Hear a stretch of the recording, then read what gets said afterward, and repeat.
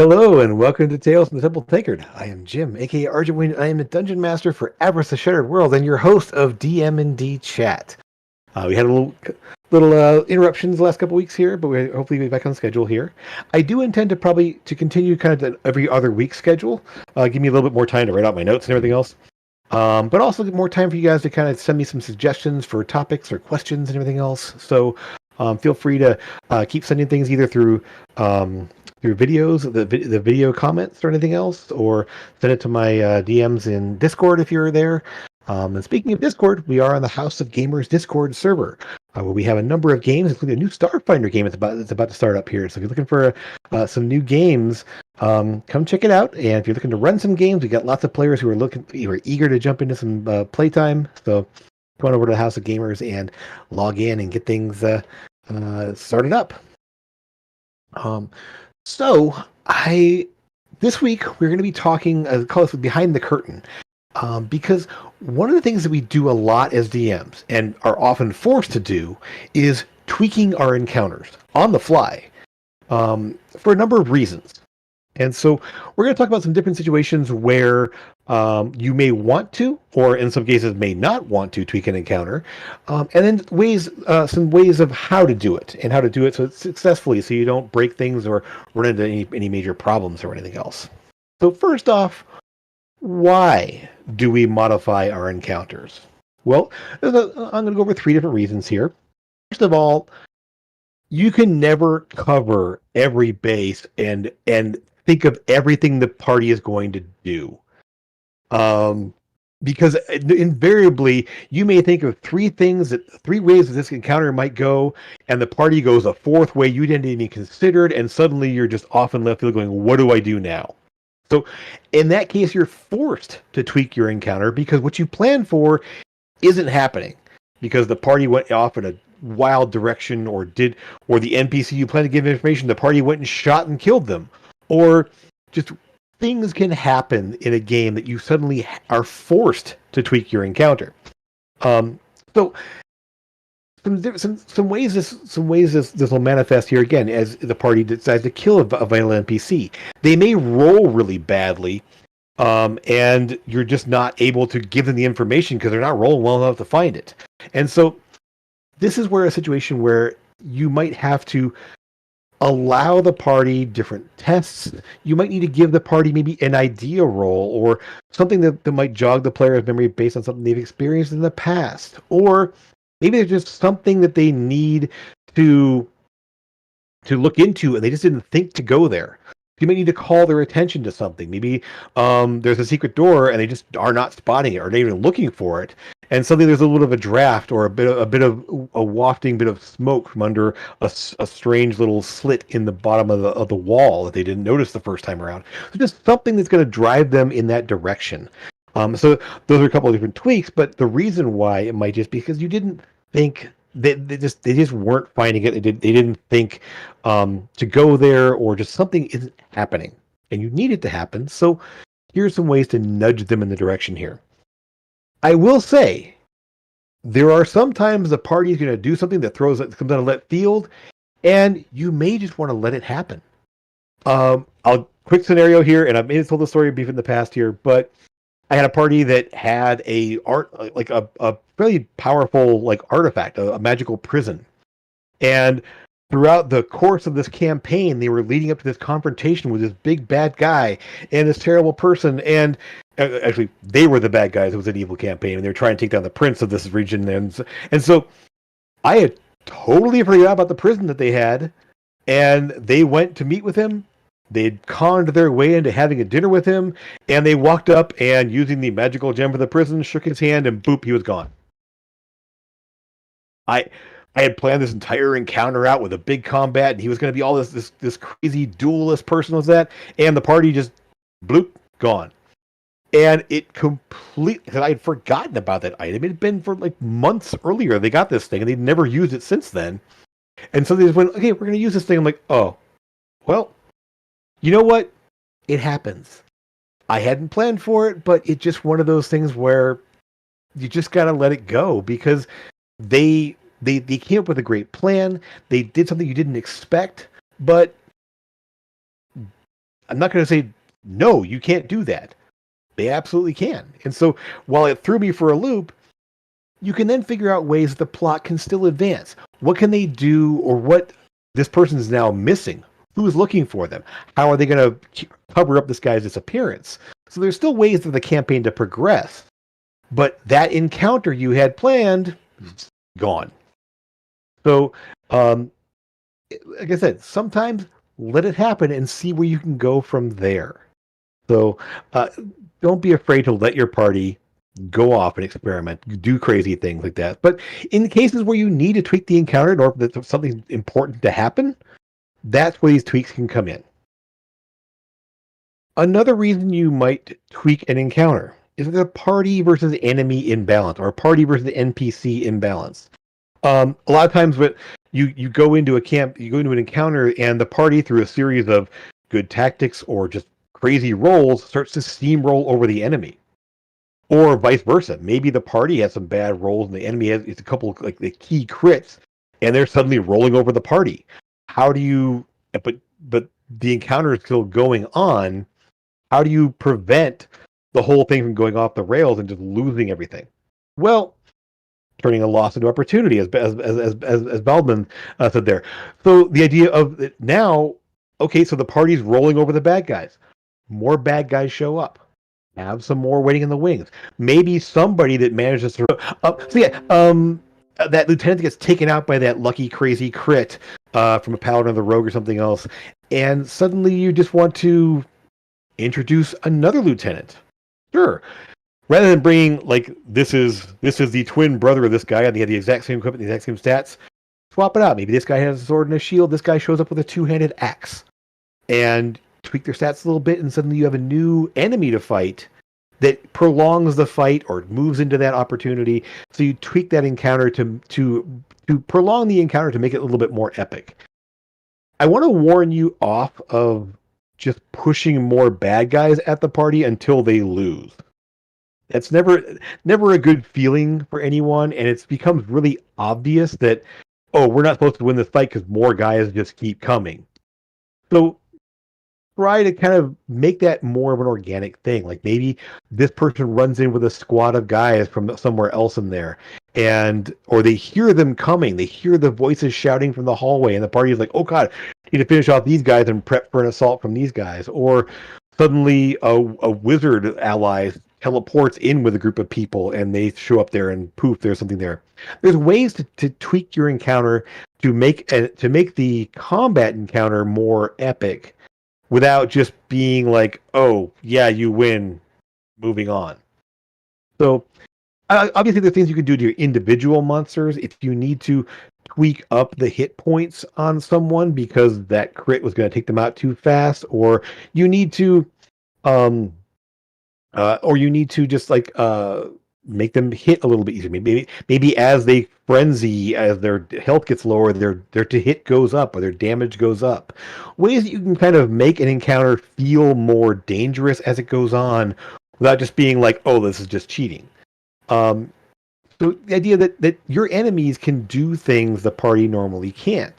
And so you can plan for that, or just see how it develops, and say, just have that kind of idea in your mind of way to do that. And we'll get more into how to do that later on, but that's sort of something that can happen there, where that imbalance suddenly shifts the encounter to a point where they're going to lose, or they're going to just roll over the bad guys, and that's going to mess up the story potentially. So tweak the encounter to make sure that things go the way that that will help the story. Now, obviously, you don't want to just cheat, but at the same time, think about it as this is a narrative way to make this encounter feel more epic, make this encounter feel better, and go in a way that's going to be more satisfactory to the story, to the players, to you. Now, I will say, there are some times, again, like we did with the first time, where the party rolls in with some great tactics, some key use of spells, some crowd control abilities, and they roll over the bad guys. Let them have that epic moment of, we just kicked the crap out of these guys. Now, plan for your follow-up encounter to be a lot more difficult by tuning things up, or maybe the rolls don't go their way in the next setting there. but you have the opportunity to give them that moment of like, ah, we won. And that's a great way to give them that again, as Dragon's saying there, give them that big win, give them that big like feel good moment, so they can carry that on through there. And maybe the next one doesn't go quite in their favor, but they have that under their belt. They have that wind under their sails to push forward. Now, the fun thing about that is if you give them that win, they expend those resources, they move on to the next encounter, and maybe they have that encounter goes pretty well. But they've expended more resources, and they've expended more heals and spell slots, maybe use some potions and some of their limited use abilities. And suddenly, oh, let's keep going. And now they get to the big encounter, and you have and they've got a lot less they got a lot less tools on their belt because they've used them all up in those previous fights there. It's going to be a fun way of kind of getting a little bit of a meat grinder scenario happening here. And it may be that first encounter was supposed to be hard and it wasn't. So have a second encounter and maybe a third encounter to kind of ramp up that difficulty and really get some chances to do some fun stuff. That may not happen. A lot of D&D games, you kind of have that one encounter per day thing, and it just ends up being we you have that big one fight and you blow all your resources there, and then you go to a long rest, and there's no danger because you had all those resources at your ability. So think about those series of encounters. Don't think about the one encounter that they're blowing past. Think about what's coming up next, because that can help you kind of scale encounters up as they move through. The last reason yes. Good. I'll come back in just a minute here. Actually, this is a comment thing. Yeah.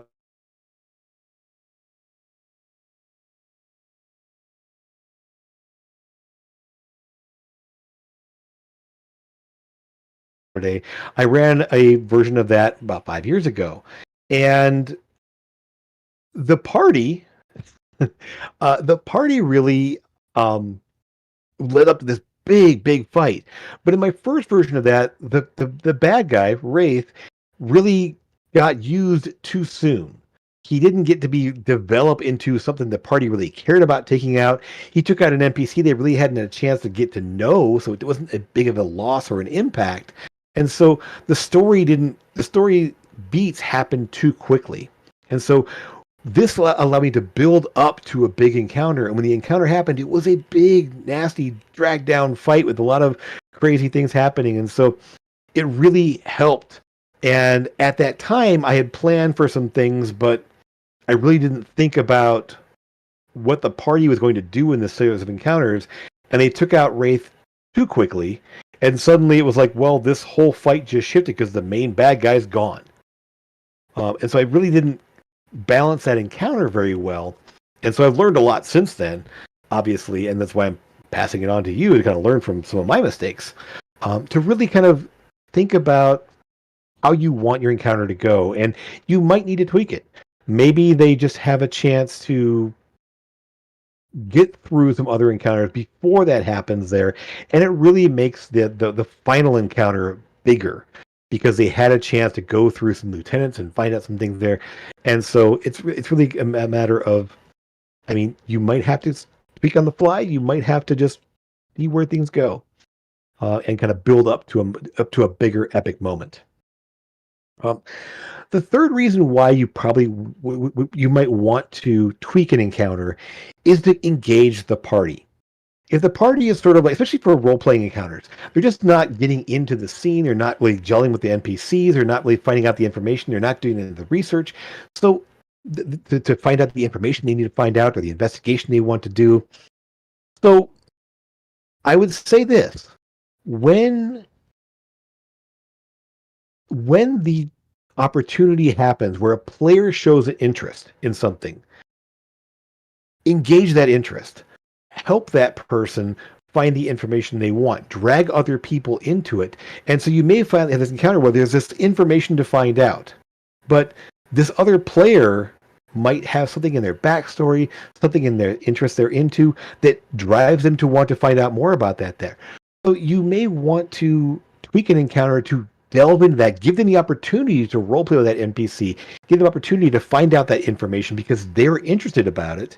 And you can drag the other players into it as well as they find out information and have a chance to interact and with each other and with the NPCs in there. So when a player shows interest, engage that interest, foster that interest, and let it build. So you may not have had plans for this one encounter to be much of like, hey, there's a librarian who tells you some information. Go find this book. Cool. You read it, you move on.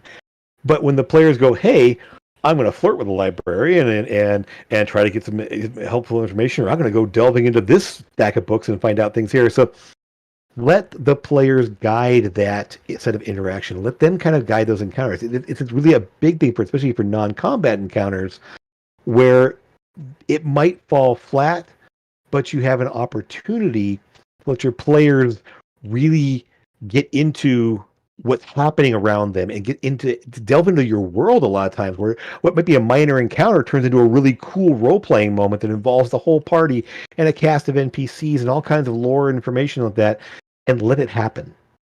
It's like, just because you have a schedule that you want to keep and you want to move on to this next encounter, let this encounter build into something cool. So again, you tweak that encounter to make it feel, again, something that interests the players and is engaging them. Okay, so those are some reasons why you want to tweak encounters. Let's get into ways to a little more of the hows. You mentioned a couple of these already here, but for combat encounters, again, you want to add or remove enemies to kind of let the flow of the battle change. Adding in enemies or realizing that the party's not doing well, so those enemies that are what you have waiting in the wings, don't have them show up. Have them in reserve, thinking, I'm going to bring in a second wave of bad guys, or here's the boss comes crashing through while they're fighting the lieutenants. But if the situation is not going well, don't bring them in. So just adding or removing combatants is a way to tweak the encounter. Another great way to tweak the encounter there is adjust the tactics of the enemy. If it's showing that, hey, this guy is just messing things up, the wizard is just counterspelling everything bad guys are trying to do there, focus fire on that guy. Turn the tactics where they realize this is a problem. And if they're intelligent enemies, especially if they're other like characters or NPCs that they're fighting, they're going to know that that's a problem. Let's deal with it. And so it might change the tactics of who's fighting what and who's going after what there. Or if the party is getting stomped, don't be afraid to have them make some bad tactical decisions. Decide that, hey, I don't want to go after that guy. This guy over here is more attractive there. He's got a cool item. I want to go kill that guy. So suddenly they might shift over to something that might not tactically advantageous, but it will allow the party to get a breather or a moment to get that person who just got brocked back on their feet and get them, let them change the battlefield again. Again, the way to make an encounter more, a way to cast a spell, they're probably going to want to counterspell it, but this one also can cast a spell over here. They may have to counterspell that one, but now they can run away without opportunity attacks because they use their reactions. So there's, again, tactics. You can a plan for those things here. But the idea of increasing or decreasing stats. If someone's doing really well, then they're getting frenzied, they're getting more angry. Don't be afraid to give them a +2 to hit. Make their damage to go from a 1d8 to a 2d8 because they're getting more powerful as they get that more desperation in there. While there aren't rules for that, there's no reason you can't tweak your enemies this way or having things there because, again, there's all kinds of monster abilities like that. The idea is that they don't have to act like the character classes because they're not characters sometimes, or they have resources that your party doesn't have. So you might want to like make attacks start doing more damage, or having it if maybe they've gotten injured, or maybe they got you described a really brutal hit and they've got hit in the arm, and now they're going to do less damage. They may have a penalty or having disadvantage on their attacks because you broke their arm and now they're fighting left-handed, or they can't swing as hard because they're injured.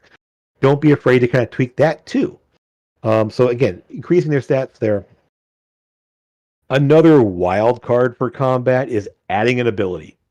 You might just see that, hey, this is something that I didn't think of, but this is a real problem. So maybe I need to add an ability to somebody they can use.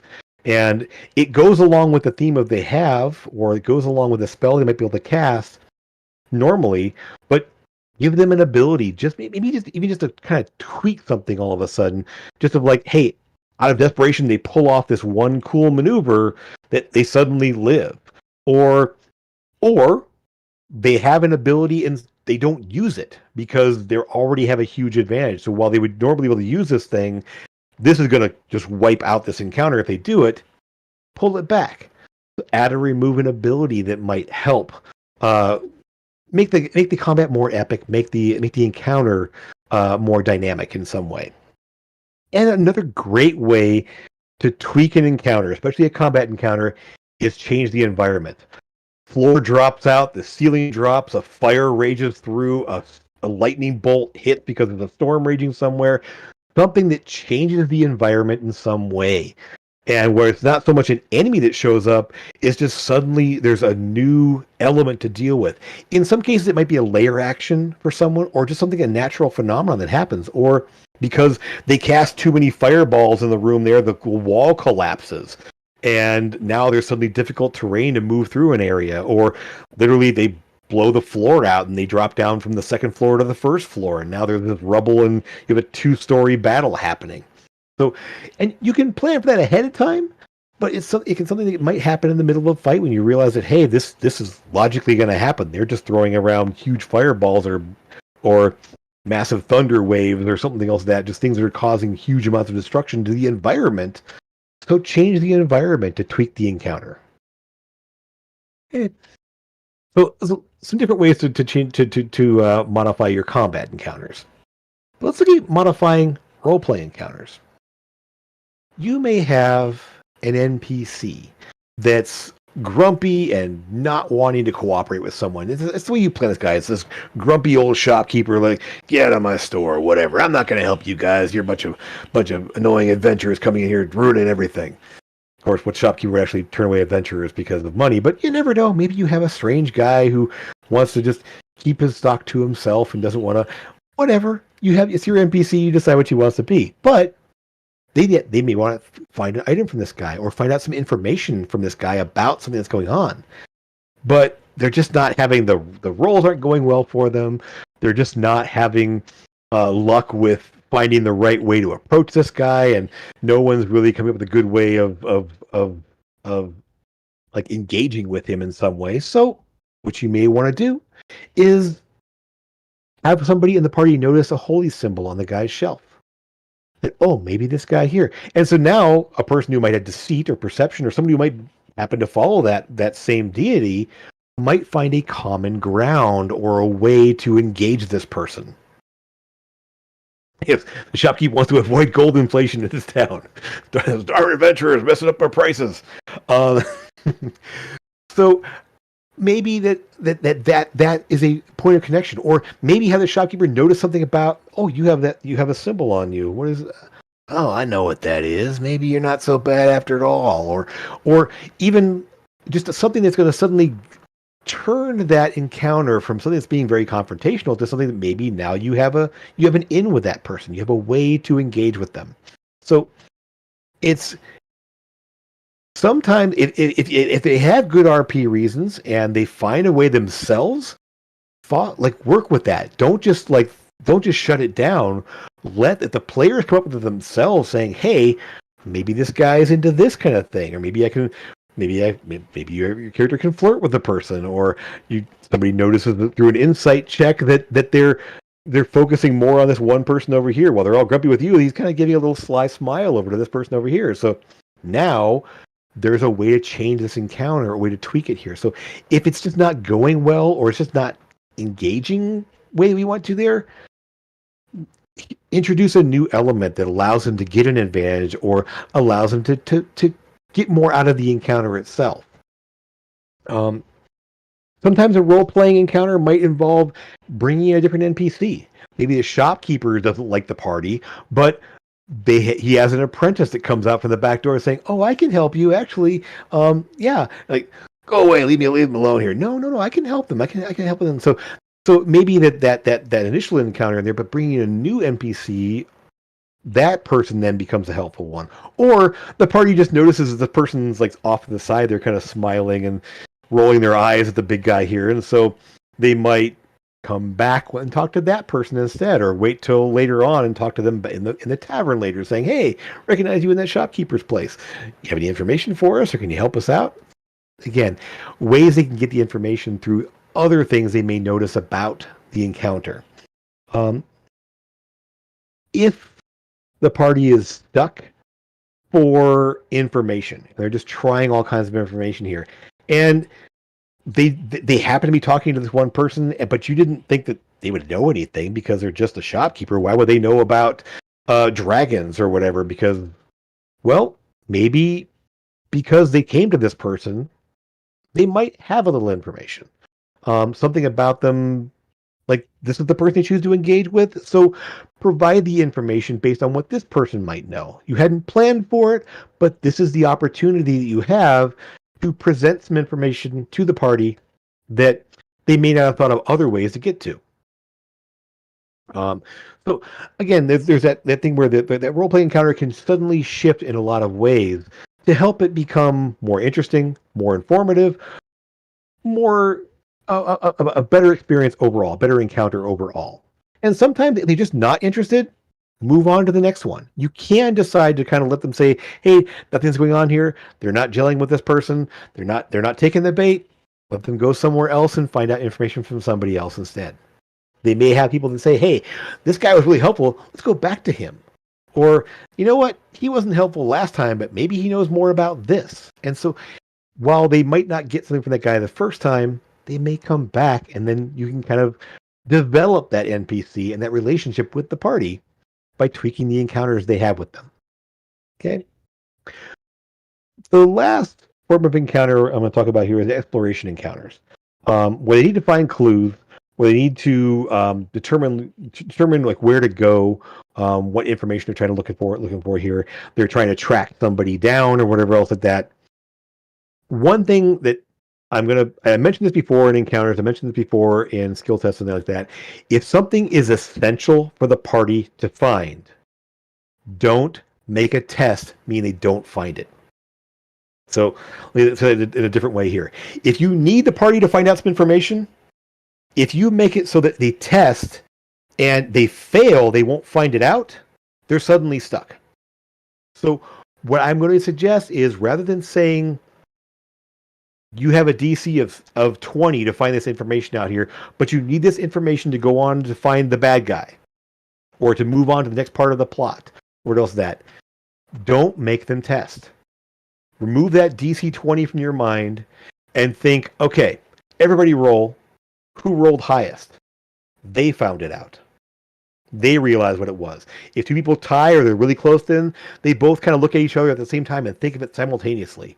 Or they both kind of converge on the thing that they need, or they find the tracks at the same time, or they find different tracks, same tracks in different places, saying, "Hey, you find it over here, you find it over here, now you have a path." So the idea of finding out information, if it's important to move the plot along, don't make failure an option. Work on degrees of success. Work on how long it takes to find the information. The lower they roll, the longer it takes. And that may introduce some complications, but you're going to tweak the encounter that if the information they need to find through their investigation is something that they have to move on with the plot, don't make failure an option. Okay?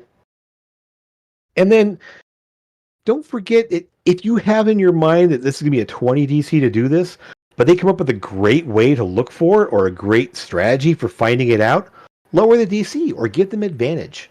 Then don't feel free to add different ways they can get the information. Maybe they use a different skill. Maybe they find a little bit. Maybe they find some other way to go, or they stumble across it. Maybe they rolled a natural one, and instead of like they literally trip on it and their face lands in the dirt and there they are. So yeah, you literally like use that natural one, use that fumble to suddenly like comically give them the information they need. Don't be afraid to kind of tweak tweak what you need to do to get them the information you need to make them move on with that exploration. Because nothing is more frustrating than just like trying things, and you're rolling threes and you're rolling fives and you're rolling twos and you're rolling a one, and nobody's getting it. And you realize that I'm rolling badly, so we're obviously failing. Don't make that the test. Ask them what they're doing and say, based on what you're doing there, you find this. Not even test for it, or test and again use a degree of success to kind of see how long it takes to find it. And when you're thinking of exploration or investigation with that, make sure there's multiple ways. Don't just have one way they find the information. Think of multiple ways, because they may think of a great plan, but you thought of this is the way to get through this, but they had a great idea. Let it work.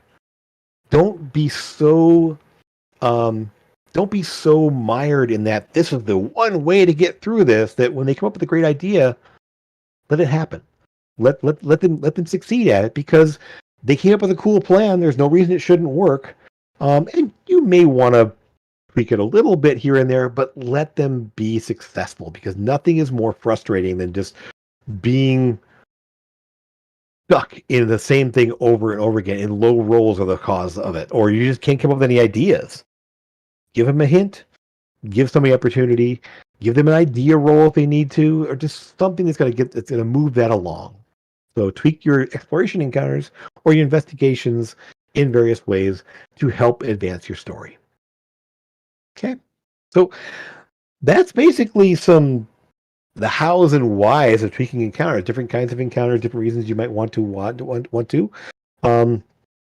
Do you want to? I do see some a question here. Going to jump into. You have more questions? Pop in here, or more comments to jump into? Definitely throw them out here in the chat. And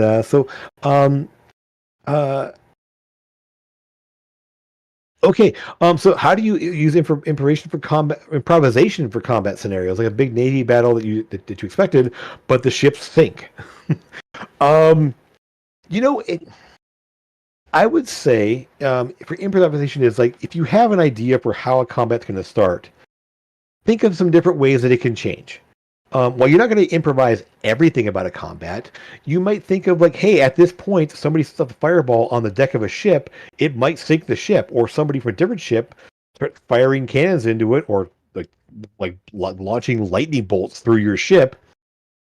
Have some interesting effects happen there. It might be the ship starts going down, and suddenly people are making dex checks not to fall overboard. And so it might be that you didn't think of that initially, but now during the course of the battle happening, there's suddenly opportunity to introduce a fun new element or a fun tweak to the combat that makes it more interesting. So don't be afraid to improvise those situations when the opportunities arise. Players love to throw out big damages. Players love to find ways to mess up the battlefield or mess with the enemies. The enemies may find ways to mess with them.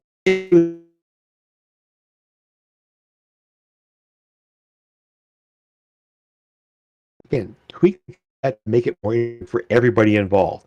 Not just to go for a TPK. TPKs are easy. You want to just keep throwing enemies. You want to just ignore enemies. Don't make TPK your goal. Make the epic encounter you want to have, or have a way that things go here. If you just want to, if all you're doing is trying to destroy your party to take them out there, anyone can do that. You throw another dragon into the fight. You basically fire reps up around them, and they're all stuck, and a big spell goes off that messes them all up. I mean, there's ways to do it, but don't make that your goal. Make the interesting encounter, make the fun encounter what you're trying to do. Obviously, you want challenging enemies, but challenge doesn't have to mean you lose. Challenge might mean that you have to retreat. Challenge might mean you barely manage to win. So again, you you have something to do there. How would you deal with players forgetting or misremembering important information, or never sharing with other players? Great question here. Oh wow, thanks, Zach. Sometimes you have to remind them, and so if they forget something or misremember something, in a way, it's like that's what you remember. But if there's a way to sort of like nudge them. Or if, especially think of another player here, you might look at another one saying, "Hey, make me a wisdom check or make me an intelligence check." You remember that a little bit differently, or you heard that differently, or somebody doesn't share. Well, it might be that your your high insight character notices that someone's kind of going, like notice it. Maybe that player notices that someone's thinking about something, or kind of they're pondering something. To say, hey, this person's pondering something here. That might give the impetus of them an encounter happening with the party of saying, "What are you thinking about there? Do you know something we don't know?" And suddenly there's an encounter that might happen amongst the party that now they're nudged in to share the information. Now, if the party wants to keep it secret, that's a different story, and that's a different dynamic amongst your party that you don't want to mess with. Maybe somebody doesn't want to share. But it can be a way, there are ways you can sort of put in a little seed of maybe the party member who killed somebody, um, or you have they hid some information or stole some things, and you might go, "Hey, you remember something about this? You don't know what happened to it." So give them a chance to remember something. Give them a chance there to sort of like be reminded of something. If someone's misremembering, you might want to just say, "Hold on a sec. I think I." And if they misremember it because they want to misremember it, or they want to change it in their minds, or they just completely forgot or don't remember something there, you can take a moment to say, "You remember this," or "It's not quite how it happened, but." Um, and you can do it outside of combat if you need to, or outside of a session if you need to. So saying, "Hey, here's a reminder. Here's some information for you," um, and go from there. But it's tricky because while you don't want to just spoon feed them everything, you don't want them going off on a wild goose chase because they thought you said something different than what you meant, or maybe you said something different and you actually meant this. So you might have to clarify. So again, that's a great question there, and there isn't one way to deal with it, but see what the situation is and see if there's a way to kind of do it without kind of messing up the encounter or setting up an adversarial thing happening in the party there. Um, so again, if it's important, remind them or give them something. Maybe they get a reminder through an NPC interaction or through a journal they find, or if you can give them information in something they can read again, like here is a document, or here is a an item that you have that can help too. So if it's important information, you might want to give it to them in writing, like here it is. And as Brady mentioned down there, I do use World Anvil for things, so I do put a lot of what they've found in there, so there's less chance of misremembering. But at the same time, it doesn't penalize people who don't take good notes. They have a chance to kind of go back and refresh their memories on what had happened. Um, Dragon says here, let's say the party is really winning a fight against the boss. You want to tweak the boss. How obvious should you make the change? Should it be a Dragon Ball style transformation, or make it more subtle? It depends on the encounter. If you're in a situation where, yes, you can have something power up and like you see a new phase of the fight is starting. If it makes sense for the encounter, or there's something about that creature or that encounter that would do this, it might be that the dragon reaches out and grabs something, some brazier, and like shoves it into their mouth, and suddenly the fire erupts around them, or they do something that draws in something from their lair, and suddenly they draw the shadows in from the corner, and suddenly darkness rolls around them and they become more powerful. Or in the case of the fight we just had, where the main bad guy Wraith was bonded to a shadow demon, when Wraith fell, the shadow demon was unleashed and continued the fight. So you can either think about building in a second phase, or if there's something where you want to say, yes, this is going to be a cool change, or like, you can make it subtle.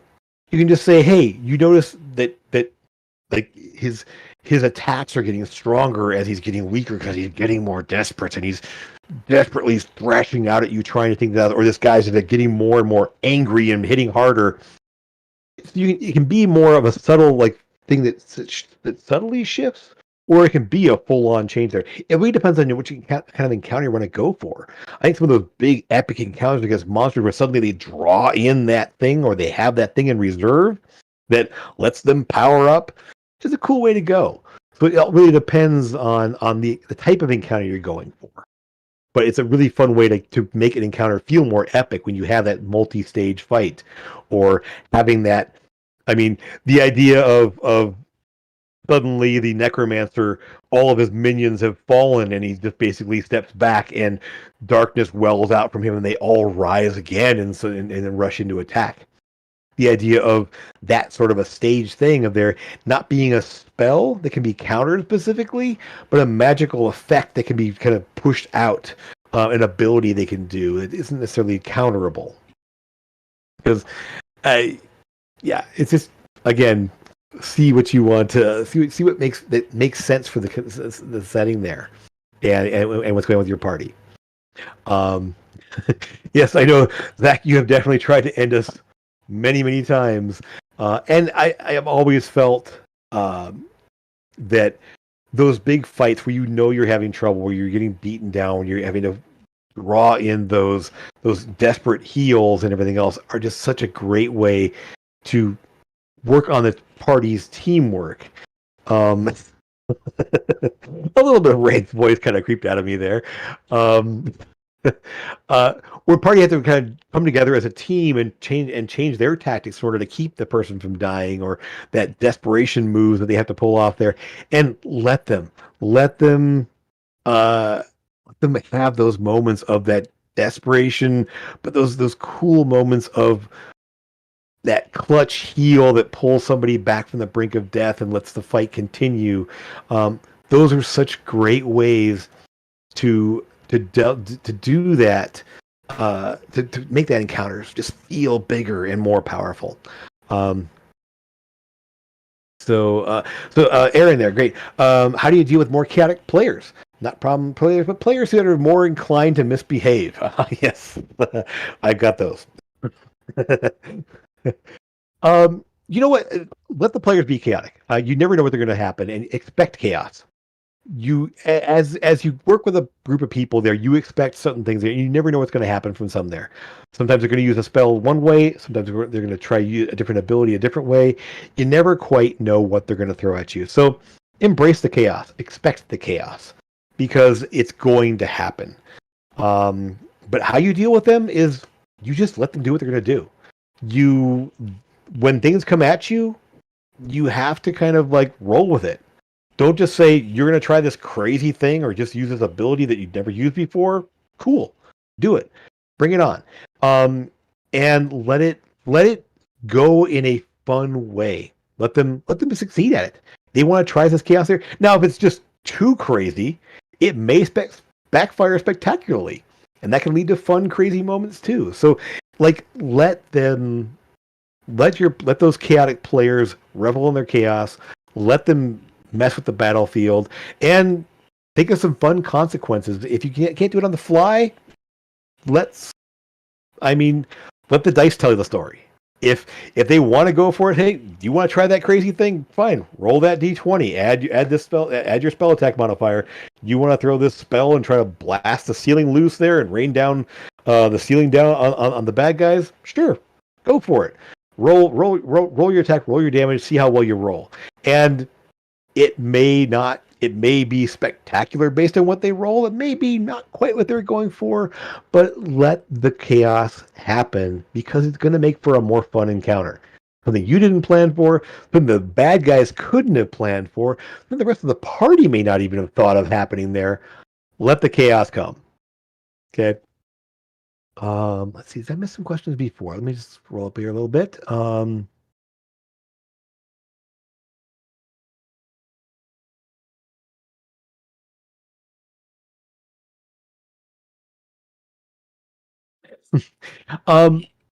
an interesting one here. I mean, Bernie did bring up a good point here. Is that she wanted to apologize to me for killing my bad guy at the end, and I want to point out here that it is understandable when you put a lot of thought and effort into your BBEG or to these NPCs that you're dealing with here. As a DM, you're putting these bad guys out there with the thought of they're going to defeat this person. If the story goes in this epic, crazy way, this is the guy they're trying to defeat. So while you want to challenge them, you expect them to win. You want them. I mean, as a DM, I want my players to win. I want to make it challenging. I want to make it so that they are scared. I want to make sure they are like freaking out, maybe having PTSD about my villain's voice. That's great. I've done my job as a storyteller, as a team here. So the idea that the bad guy should never, you don't, if the bad guy wins, the campaign's over. I mean, in a lot of ways, the parties have lost. The party lost, unless there's something that could then turn that into a new version of the campaign. Maybe the party lost, but another part, or whoever survived, picks themselves up again, forms a new team, and goes after them again. The idea that the bad guy would win. I mean, the dice might go that way, but there's always the opportunity to come back and do more with the story. So while the campaign may take a different turn you didn't expect, it could be a really fun way to go too.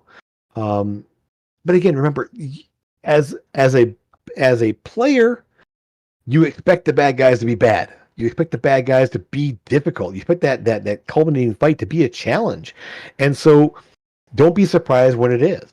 And the one thing I love to see, and I want to thank my players here, and I want to thank the DMs I play with here, when you give your players the opportunity to interact with that bad guy, have those dialogue moments there. And I know the action movie thing of like, oh, the bad guy's monologuing, whatever, okay. And they want to just like rush to the fight. As a player, let the monologue happen. Have that cool moment, that interaction. Have that if it's possible.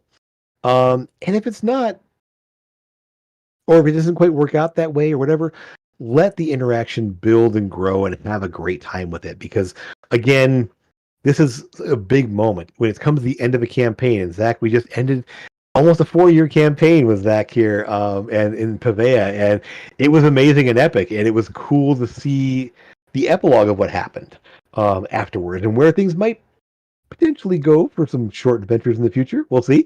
But the idea that you're building up to these big moments and you want those moments to be fun. And so whatever you can do to tweak that encounter to make it more impressive, to make it more fun for everybody, that's what you want to strive for. And players, while you want to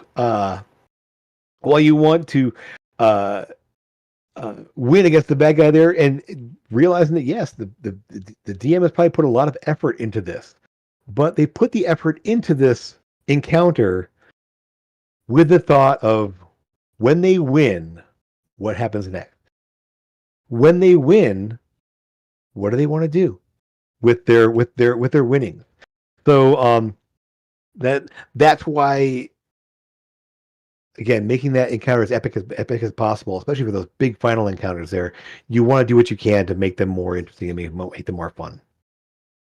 For not only for you, not only for the player, but for you. I mean, when you know that you had a great knockdown, drag out fight where every resource had to be used, and these crazy back and forth moments there, that's what makes those encounters fun, and it makes those role playing encounters fun too. When that fun interaction, when the players want to go back and see that person again, you've done your job. When the players have those aha moments in their exploration or investigation encounters, and they find the information they need and they get excited about that. That's the moments you want to have. Anything you can do to tweak those encounters to make those moments happen there is what you want to strive for. It's like baking a fantastic cake. We want to enjoy it, eat it, not to look at it. Actually, I love that because yes, we are all building this story together. So we want those moments to happen in a way that makes us all enjoy them. um, so and a couple more questions pop in here. If you guys have some last minute questions here, we are kind of getting closer to the end here. But just to kind of quickly reiterate here again, the why you do your encounters, the overall, as I just said, making something more fun and more epic. But even just to deal with those situations you didn't expect, to deal with an imbalance you didn't think about, or an imbalance that might happen because of some unlucky rolls, or just somebody forgetting something, or just not thinking of something in the moment there. Having those little things where you can tweak that encounter to make those things happen. And then again, just to gauge the party, drawing them into the story more, drawing them, making them more invested in what happens. Those are ways you want to tweak your encounters to bring about those fun moments, those great times. And then the how, like I said, being open to that, what might happen in the moment, keeping an eye on where you want the encounters to go and where the story is going, and ways you can kind of just direct things to happen.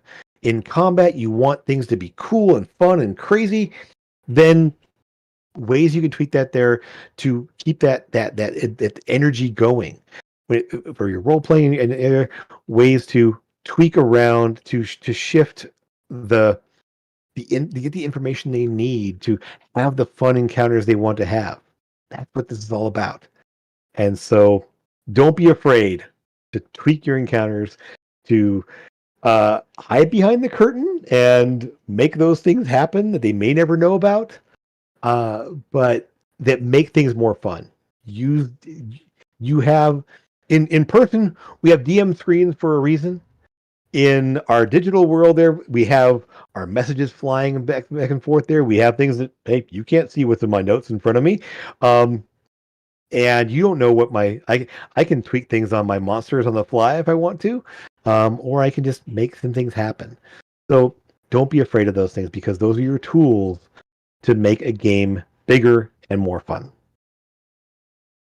So our next, I have a couple of different ideas for our next episode coming up here. We're going to try to do that in 2 weeks. Ooh, good question here. Jumps into okay. Examples of giving your players a little more of an edge. Maybe someone getting an artifact that upgrades their stuff, things like that. Ways to kind of tweak up their stats, maybe. Things that happen in between combat that make them a little bit more powerful. But don't be afraid. If they have some cool items, and this is a fun way to go here, if they have some cool items that are sort of maybe artifacts there, you might see ways of opportunities where some new power awakens in an item they have. That's something we can talk about in the future here. So, but again, you have so many opportunities for things that are happening here. So, but next episode, we may talk about some different game design elements. We may talk about I have some ideas for potentially helping you with maps. I may be debuting a new map for Avarice. I've had an artist working on a map for Avarice for me, for my own, for the world there. I've been using sort of a placeholder map for a long time that I found online, and so having my own map, I now have the final version of it, and I'm going to start adding in the borders and locations for the world, and that once I have the final version in my possession there. But well, maybe we'll look into that a little bit. And then maybe we'll have a guest or two coming up here as well. I'll be talking to some folks here real soon about that. So, again, I want to thank you guys for being here. I want to thank you for hanging out with us and bringing some great questions and some awesome energy to the chat. And if you're around on Saturday, want to see where the Raven's Tales, our intrepid adventurers of Avarice, are heading next, what they want to do. They are starting the new leg of their journey this Saturday at 2:00 Pacific time. You can also watch it on our YouTube channel here, right here, what we have. And I hope you can join us again. And keep an eye out. I'll be advertising. I'll be putting links in various places there for when the next show is happening. And we'll see you then. Okay. So take care, everyone. Thanks for being here.